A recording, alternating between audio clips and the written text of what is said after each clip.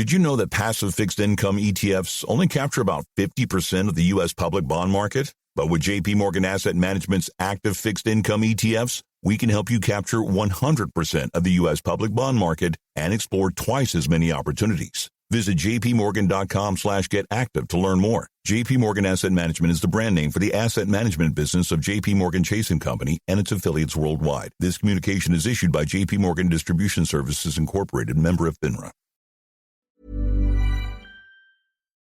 Bonjour, ici Patrick Pierrat, éditeur d'InfoWife. Voici l'essentiel des nouvelles en ce jeudi 18 juin. Le protocole d'entente entre les États-Unis et l'Iran est signé. L'accord, annoncé dimanche, est entré en vigueur 2 jours plus tôt que prévu. Il a été signé hier, d'abord virtuellement par les présidents iraniens et américains, puis sur un exemplaire imprimé par Donald Trump alors qu'il soupait au château de Versailles avec Emmanuel Macron, le président français. Ce protocole d'entente est assez court, 14 paragraphes. Il prévoit une cessation immédiate des hostilités, autant en Iran qu'au Liban, une réouverture du détroit d'Ormuz et une période de 60 jours pour négocier une entente finale sur le programme nucléaire iranien et sur un important financement pour reconstruire l'Iran et favoriser son développement.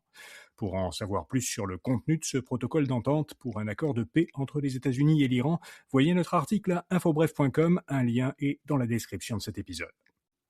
Le gouvernement du Québec veut réserver en priorité les places en garderie aux familles établies au Québec. Le gouvernement Fréchette va publier un règlement qui donnera la priorité aux citoyens canadiens et aux résidents permanents pour l'attribution de places dans les centres de la petite enfance et les garderies subventionnées.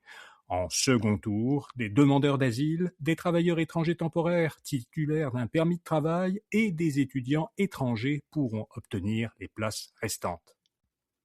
Le ministre du Travail va quitter la vie politique. Jean Boulet, ministre du Travail et ministre responsable des Relations canadiennes, a annoncé qu'il quittera l'Assemblée nationale à la fin de son mandat actuel de député. Le député de Trois-Rivières et le 32e député de la CAQ sur 79 a annoncé ainsi son départ avant les prochaines élections.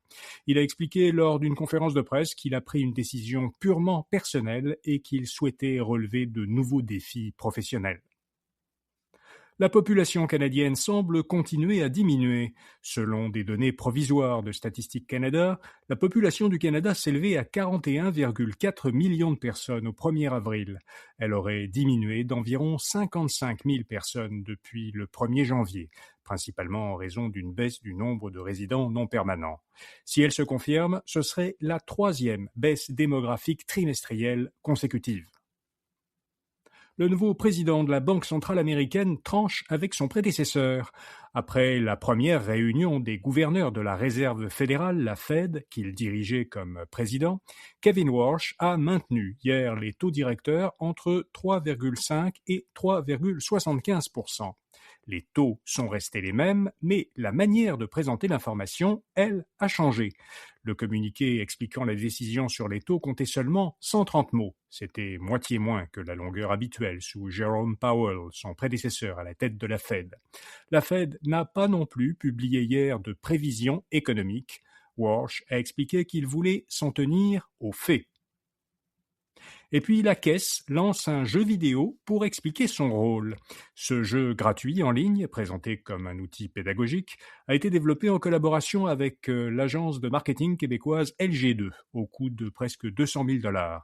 L'utilisateur doit choisir parmi différents types d'investissements et niveaux de risque, puis il constate l'impact de ses décisions sur le rendement et sur l'économie du Québec.